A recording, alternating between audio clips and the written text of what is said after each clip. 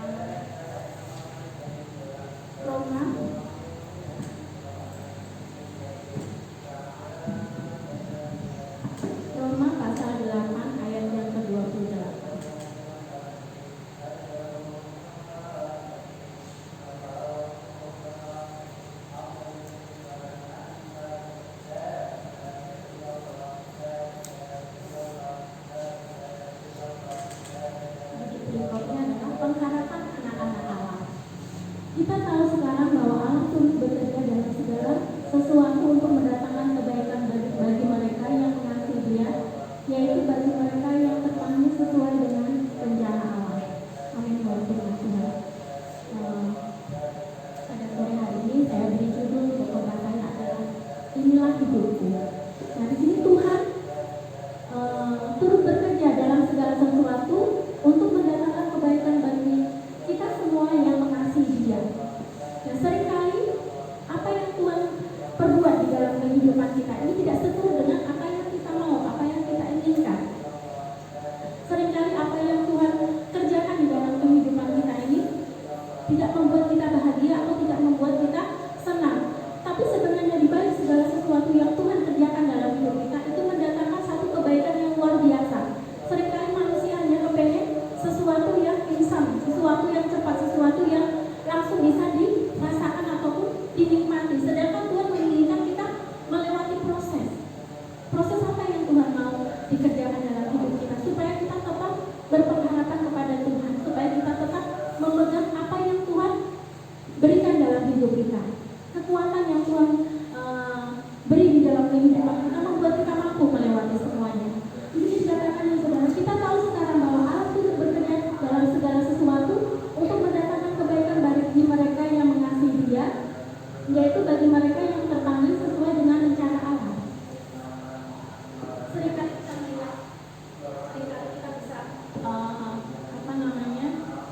memandang orang-orang di sekeliling kita, orang-orang yang terpanggil, orang-orang yang dipilih Tuhan. Mereka tidak instan, mereka tidak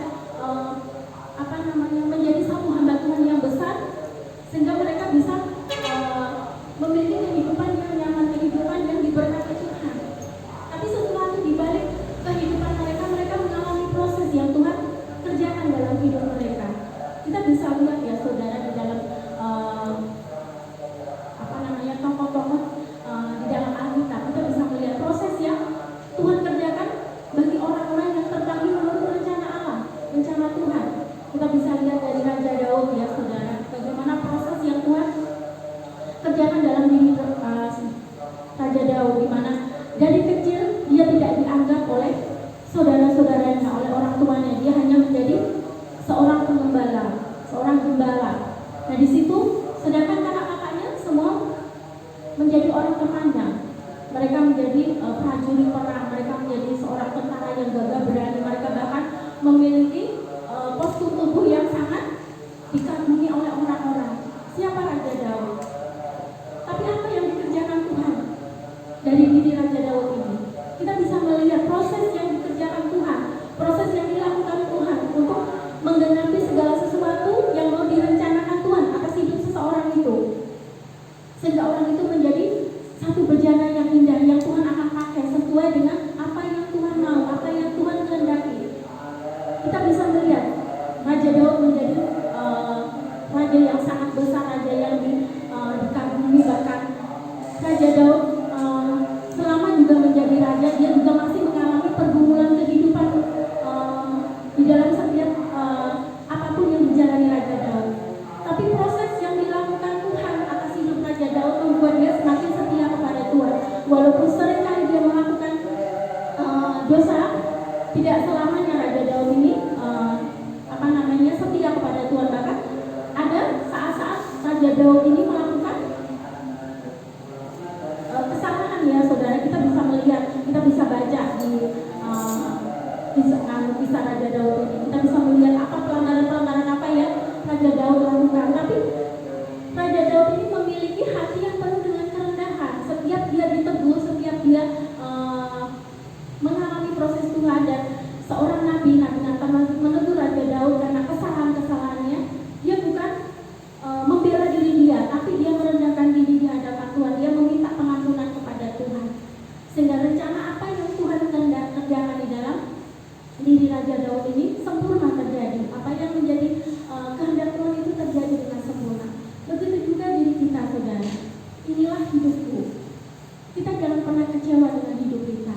Kita jangan pernah menganggap kehidupan kita ini tidak berharga.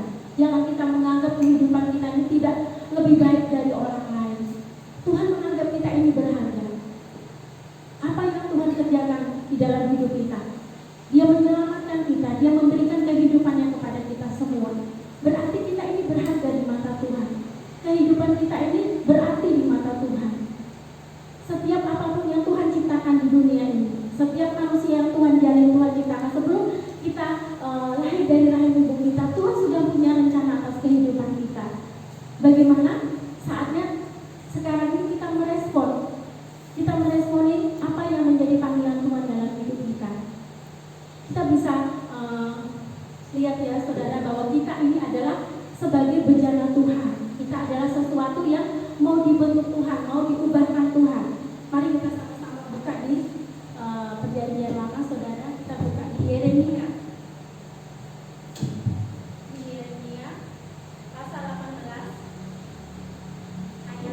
sampai ayat yang ke-6.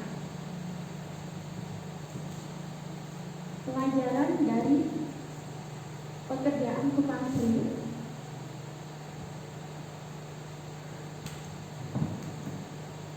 Saya baca dari sini ya saudara, soalnya matanya nggak kelihatan.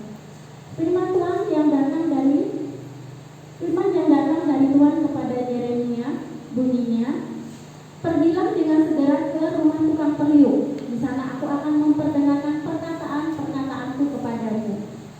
Lalu pergilah aku ke rumah tukang periuk, dan kebetulan dia sedang bekerja dengan pelarikan.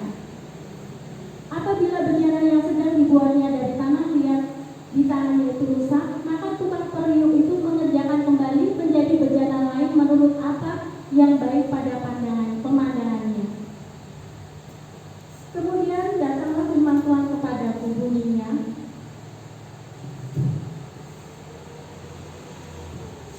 masakan aku tidak dapat bertindak kepada kamu seperti tukang periuk ini, hai kaum Israel? Demikianlah firman Tuhan, sungguh seperti tanah liat di tangan tukang periuk, demikianlah kamu di tanganku, hai kaum Israel.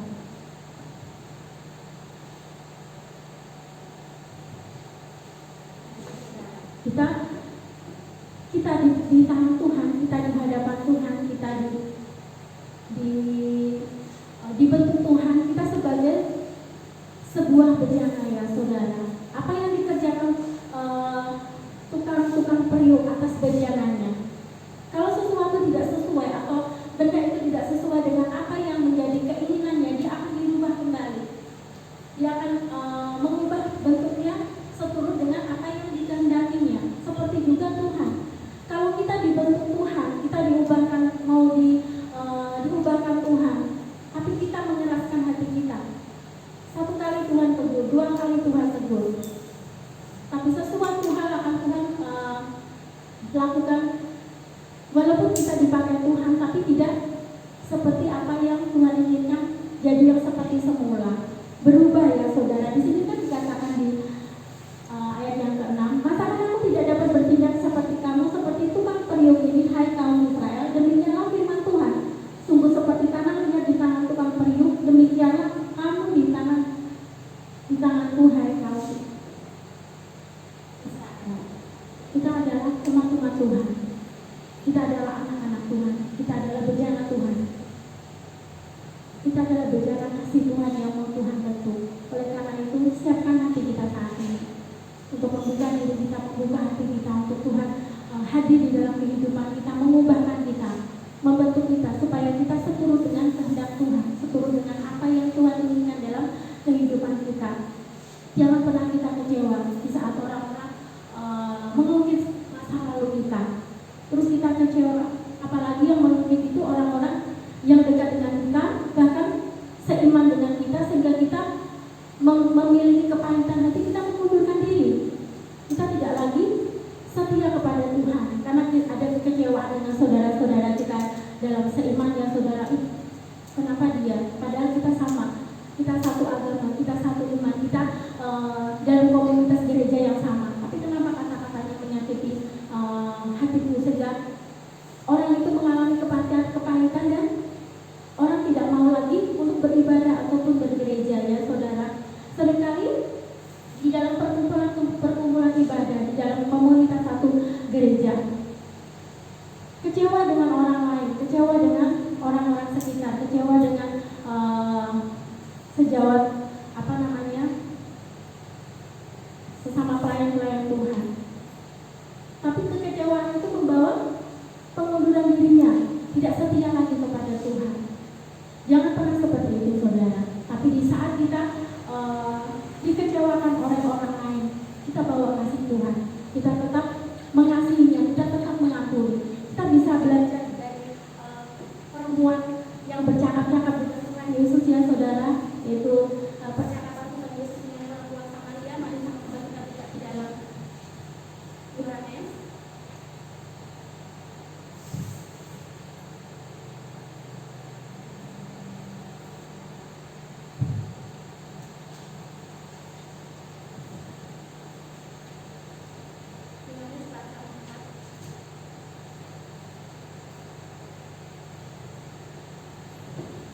Yang ke-6.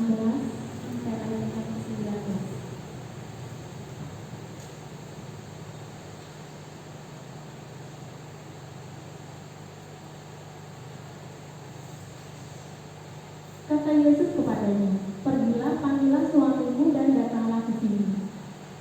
Kata perempuan itu, "Aku tidak mempunyai suami." Kata Yesus kepadanya, "Tepat katamu bahwa engkau tidak mempunyai suami. Sebab engkau sudah mempunyai 5 suami, yang ada sekarang padamu bukanlah suamimu. Dalam hal ini engkau berkata benar." Kata perempuan itu kepadanya, "Tuhan, nyata sekarang padaku bahwa engkau adalah nabi." Nah, di saat ada seorang perempuan bercakap-cakap dengan Tuhan Yesus, dan Tuhan Yesus mengatakan rahasia perempuan itu. Apa yang dikatakan perempuan itu di sini? Kata perempuan itu kepadanya, "Tuhan, nyata sekarang padaku bahwa engkau seorang nabi." Dia tidak marah, dia tidak kecewa, dia tidak mengalami kepahitan, saudara.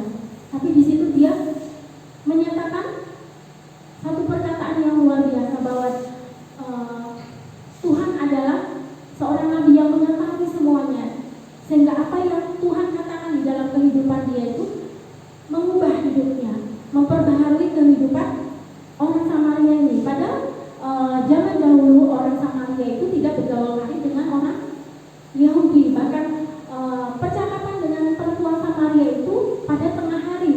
Zaman dahulu perempuan kalau keluar tengah hari itu ada dikatakan sebagai perempuan yang tidak baik. Nah, perempuan ini di saat siang hari Tuhan Yesus datang untuk sedang menimba air, dan Tuhan Yesus datang untuk meminta air. Dia bercakap-cakap dengan Tuhan Yesus, dan di situ Tuhan mengungkit masa lalunya, mengungkit kehidupan lamanya, bahkan mengungkit segala sesuatu yang terjadi dalam hidupnya. Apa yang diperbuat perempuan ini? Dia tidak sakit hati, dia tidak menyimpan kekecewaan atau kepahitan, tapi melewati apa yang Tuhan perbuat, melewati apa yang Tuhan kerjakan dalam hidupnya. Segala sesuatu diubah di dalam dirinya. Kita lanjutkan di ayat yang ke-39.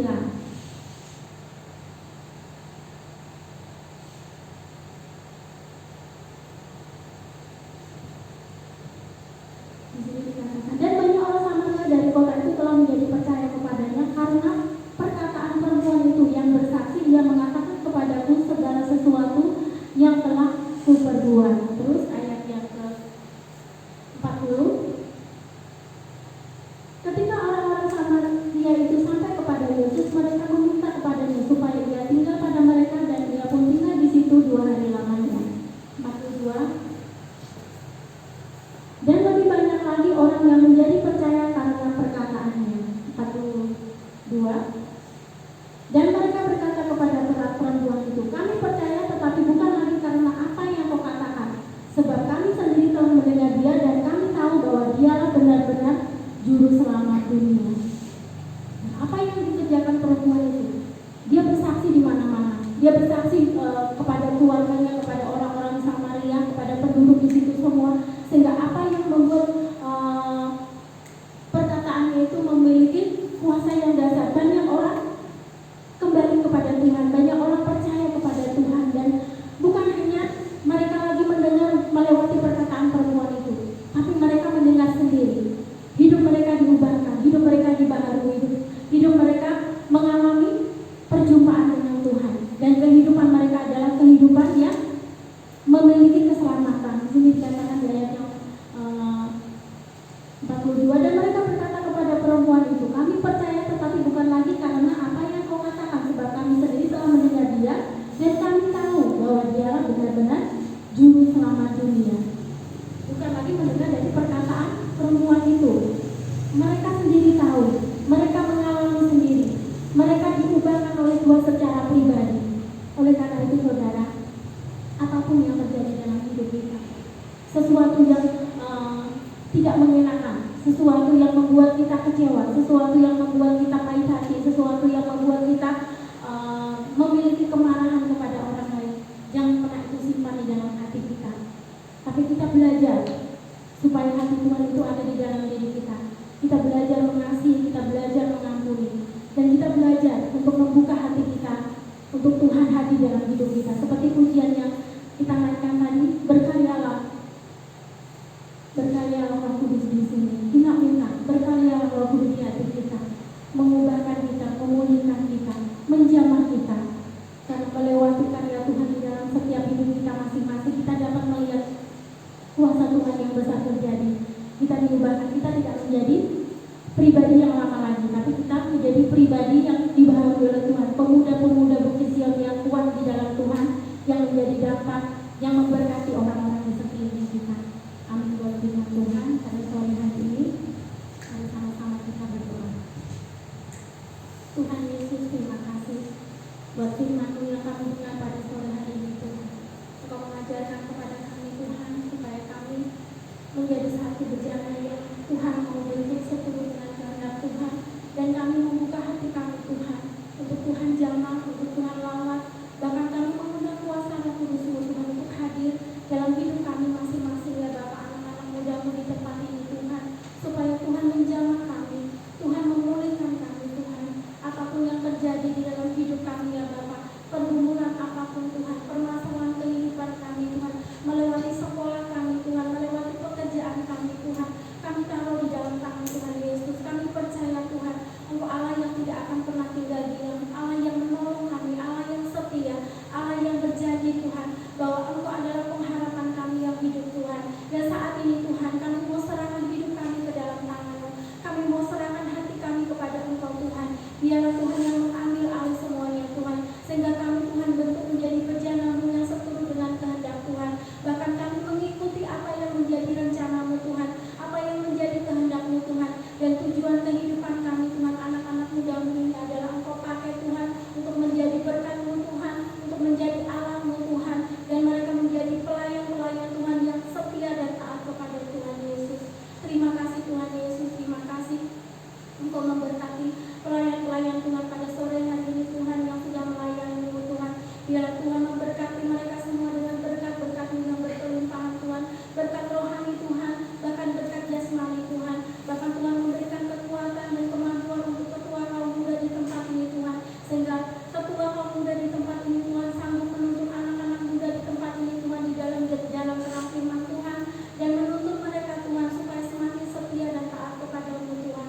Terima kasih Tuhan Yesus, terima kasih hamba-Mu sudah berhenti berbicara atas firman-Mu Tuhan, tapi Engkau tidak akan pernah berhenti ya Bapa. Firman-Mu terus diperkatakan melewati pribadi kami masing-masing Tuhan, melewati setiap apapun ya Bapa yang menjadi pergumulan kami Tuhan. Firman-Mu terus ada ya Bapa. Terima kasih Tuhan Yesus, terima kasih, kami serahkan semuanya di dalam tangan-Mu Tuhan. Engkau berkati seluruh anak-anak muda di tempat ini Tuhan tanpa terkecuali Tuhan Yesus. Terima kasih Tuhan, kami serahkan segalanya di dalam nama-Mu Tuhan. Haleluya, haleluya, amin. Saya serahkan kepada Saudara.